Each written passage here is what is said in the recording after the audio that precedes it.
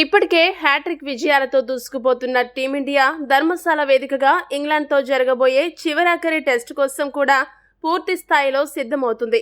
ఈ నేపథ్యంలో బీసీసీఐ సెలెక్టర్లు ప్రస్తుతం ఉన్న స్క్వాడ్లో కీలక మార్పులు చేశారు. 4వ టెస్టుకు దూరంగా ఉన్న బుమ్రా ఈ మ్యాచ్తో రీ-ఎంట్రీ ఇచ్చాడు.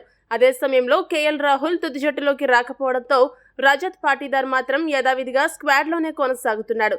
అయితే 5వ టెస్ట్ కోసం టీమిండియాలో ఇద్దరి ఆటగాళ్లపై వేటుపడే అవకాశం ఉన్నట్లు తెలుస్తోంది. బుమ్రా జట్టులోకి తిరిగి రావడంతో అతడు యథావిధిగా తుది జట్టులో స్థానం దక్కించుకుంటాడు. అయితే సిరాజ్ ఈ మధ్య కాలంలో సరైన ప్రదర్శన కనబరచడం లేదు. దీంతో సిరాజ్పై వేటు వేసి ఆకాష్ దీప్తో కలిసి భారత పేస్ బౌలింగ్ దళాన్ని బుమ్రా నాయకత్వం వహించే అవకాశం ఉంది. అదే సమయంలో వరుసగా 3 టెస్టుల్లో విఫలమైన రజత్ పాటీదార్ని పక్కన పెట్టి అతడి స్థానంలో దేవదత్ పడిక్కల్ తుది జట్టులోకి వచ్చే అవకాశాలు ఎక్కువగా ఉన్నాయి. 5వ టెస్టులో రోహిత్ శర్మకు విశ్రాంతినిచ్చి అశ్విన్కు తాత్కాలిక కెప్టెన్సీ బాధ్యతలు అప్పచెపుతారని ప్రచారం జరిగింది. ధర్మశాల టెస్ట్ అశ్విన్కు 100వ టెస్ట్ మ్యాచ్ కావడంతో ఇది నిజమేనని అంతా అనుకున్నారు. అయితే రోహిత్ శర్మను కెప్టెన్గా ప్రకటిస్తూ స్క్వాడ్ను ప్రకటించడంతో ఈ ప్రచారం వట్టిదేనని తేలిపోయింది.